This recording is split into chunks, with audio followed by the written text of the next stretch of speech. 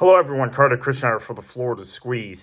As we start in-person early voting here in Florida, wanted to point out because there's a lot of conversation about um, Democratic numbers in the vote by mail not being where they need to be when compared to 2020, when Donald Trump won the state by 3.5 points, right?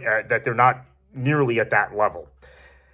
This is correct, right? But they are ahead of the 2022 level when Democrats got wiped out in the state, admittedly. And we have to remember, and I have stressed this time and again, as the MAGA Republican Party has made vote by mail one of the centerpieces of their campaign to claim that elections are constantly being stolen and there's fraud and all of this. That prior to 2018, vote by mail was something in this state. Now, I can't speak for the rest of the country, but in this state, here in Florida, was a way of the Republicans banking votes before in-person early voting, which tended to favor the Democrats, began. So, particularly in some parts of the state, Pinellas County is a great example. St. Petersburg, Clearwater area that's now been ravaged by two major hurricanes in quick succession, in Helene and Milton, here in 2024. But prior to 2018, the Republicans used to bank votes in Pinellas because there was a culture that Republican voters, particularly senior Republican voters, voted by mail in Pinellas County.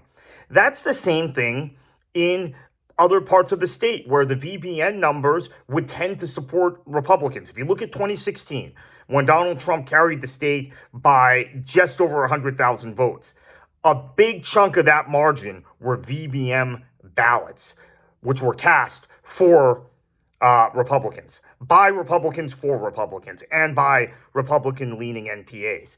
So using the 2020 voting patterns to project 2024 might be faulty. If you were to project out based on 2020 patterns, Trump has the state, and Rick Scott in the U.S. Senate race against Debbie Mukersel-Powell have the state on lockdown. But I think we might be seeing a return to pre-pandemic voting patterns where we may see a run on early voting, particularly next weekend and the weekend after that in Democratic-leaning counties and Democratic-leaning urban counties in Florida. So that's something to keep in mind. There's a lot of hype that, well, boy, the VBM numbers look really bad for Democrats, and then you put that alongside the polls, which also look very bad for Democrats here in Florida.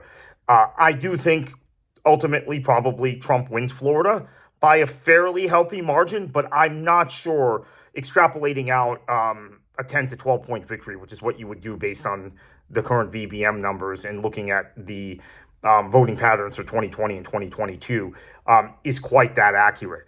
And this has a big impact on down ballot races because I think if Trump wins by 3.5 or 4 points in Florida, like he did in 2020, down ballot, the Republicans are going to lose a lot of seats because right now they're overextended based on what happened in 2022.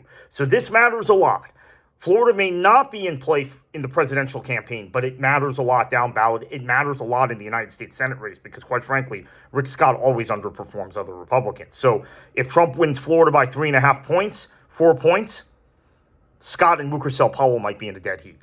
Or Scott may win by his usual 1 point, right? 49-48. That seems to be a typical Scott margin.